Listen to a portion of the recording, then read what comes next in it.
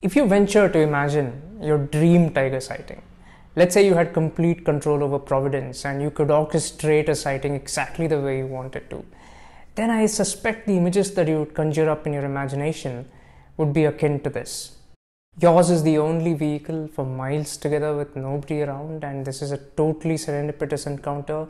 You have absolutely no prior information of a tiger's presence there, and you're just coasting along when suddenly you encounter this tiger, and there are cubs involved, furry young cubs of a very playful composition, and there are multiples of them. And very importantly, it's a leisurely sighting. It lasts several tens of minutes while you take hundreds of pictures. And in the case of my best ever tiger sighting, this dream was a reality. And in this video, I'm going to tell you all about it.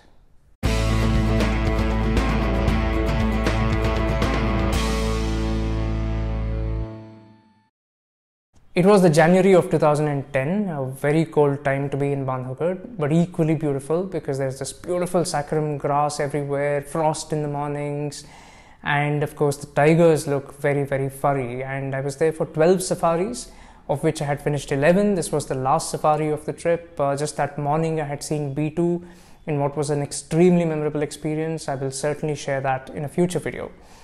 So this afternoon, it was around 3 o'clock when I was with my dream team to work in Bandhavgarh, which was the naturalist driver being Vikas Yadav, a very talented young kid at that time. Of course, he's still talented, but not a young kid anymore. And the ever mercurial Mukesh Burman, the guide. Now, Mukesh is a person that I respect a lot and I'm very fond of because I learned a lot from him. During the beginning days of Bandhavgarh, he was my first customized guide back in the days when we had the liberty to choose our own guides, and the stories he used to share and the information that he enlightened me with about the tigers of Bandhavgarh and their behavior is something that I still treasure to date. So some of the safaris spent with these two, this duo, are the most memorable for me in Bandhavgarh. So I was with them and we were at Hardiha, the center point, taking a break because we used to take things easy back in those days, and even though it wasn't mandatory to go to the center point to register our route like it is today, we used to go nevertheless. And Mukesh and Vikas were just having a chai, and I don't know if you've experienced this too, but there are times when you have this telepathy, or call it intuition, call it a sixth sense, which is different from just a certain wishful thinking. And I think the difference is that when you have this very strong intuition, you are rather restless. You cannot sit anywhere peacefully. You cannot munch on a bar of chocolate talking about the weather. You cannot even look at your own pictures in the camera that you took just that morning. And that is exactly what I was experiencing at this time. One might say that no, it was the last safari, the last possible chance, so I was naturally restless to get as much safari time in as possible.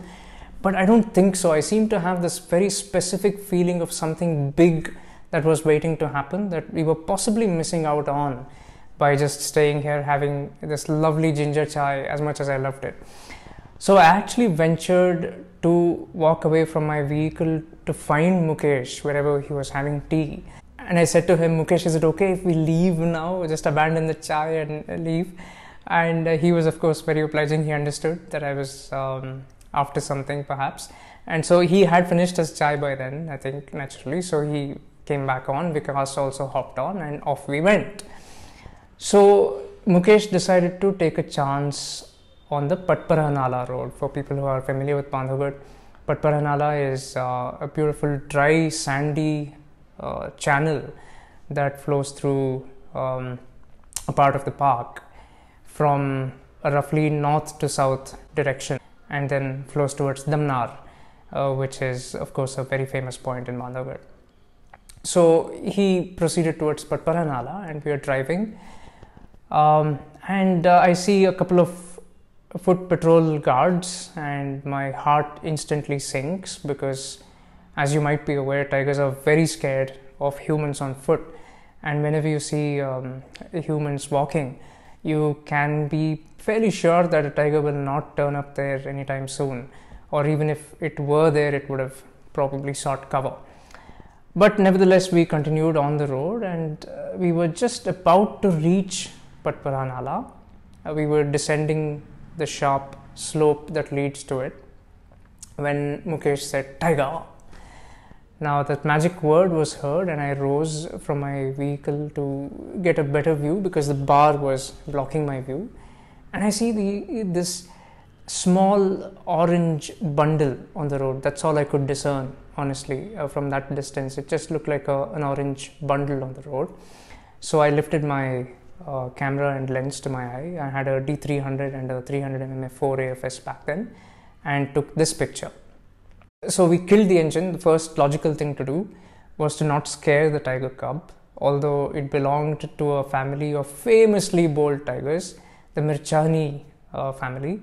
So these were about 7 to 8 month old cubs, maybe a little more, of the Mirchani female's second litter, comprising one female cub who was extremely pretty and 2 male cubs who were incredibly handsome. I mean, I cannot assemble, even if I wanted, a more good looking litter of cubs together who are also equally bold. And these guys would go on, of course, in subsequent years to be the cynosure of a lot of eyes. So we killed the engine not to scare the cub, and coasted downward towards the Nala into the depression, and went and parked ourselves nicely there so that we were at eye level with the tiger cub. But in the meanwhile, the tiger cub disappeared, went off the place that she was sitting in to the mound on the right side. So she was just behind it somewhere. We waited in absolute silence for about, it must have been about 30 seconds.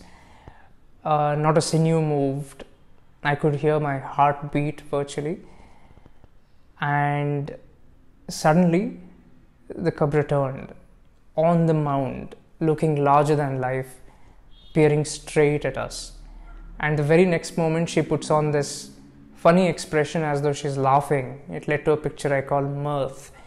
It looks like she's having a nice good old guffaw at us. And it became evident as to why she was possibly having this guffaw the very next moment, because she started advancing towards us with a rough body language suggesting that we were prey and she was our predator.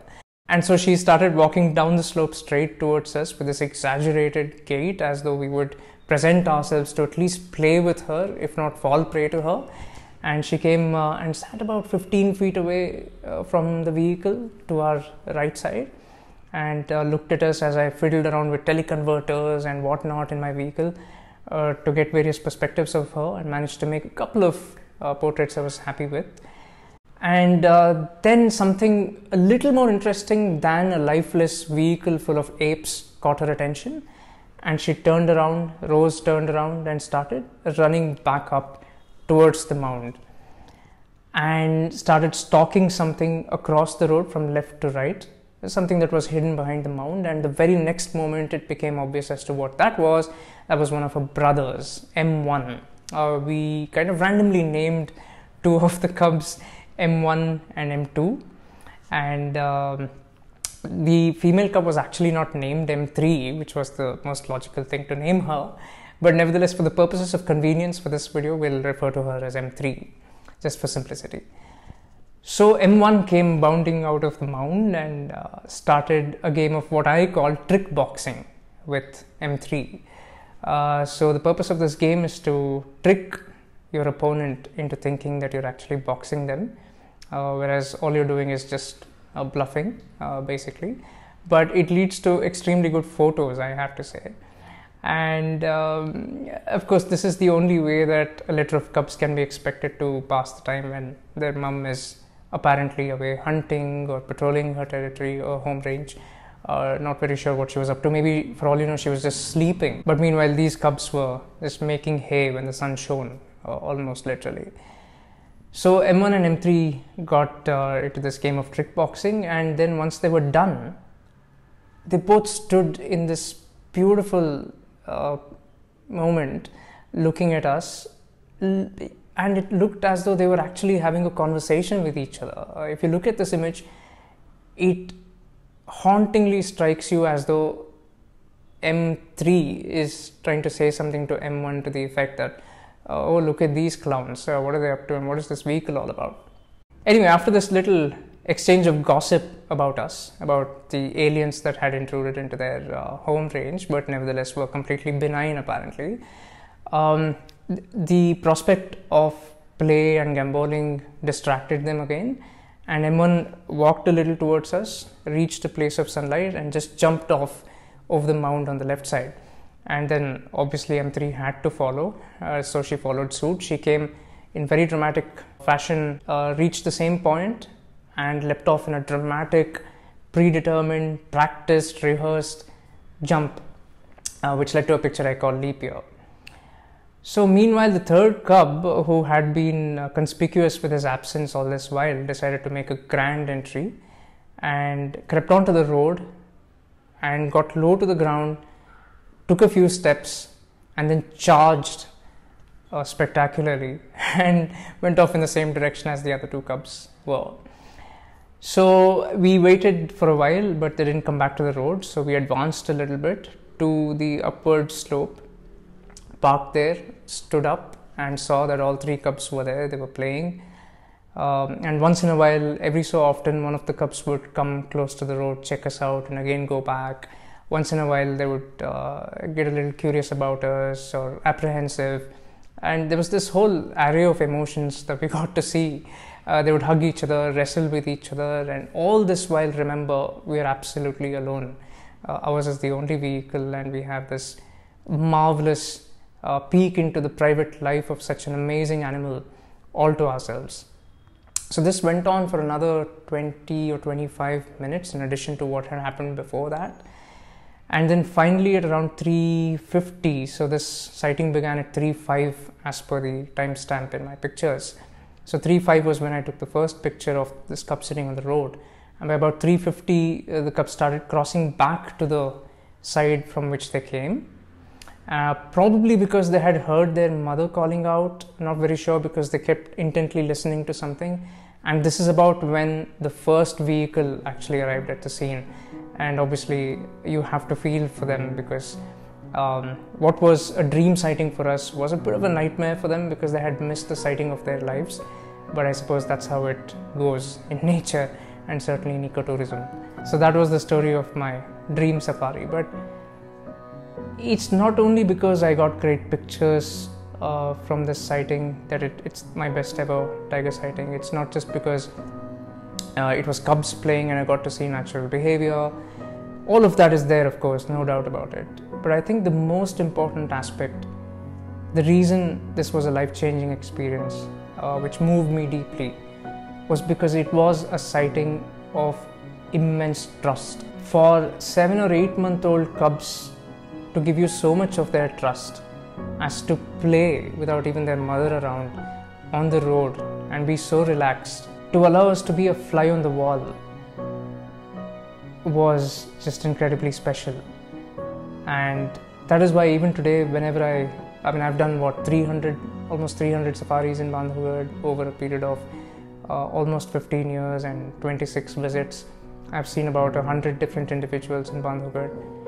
But every time I pass through Patpara Nala, I remember this sighting, and I can almost recall the exact places or spots. It's almost like blocking in cinema.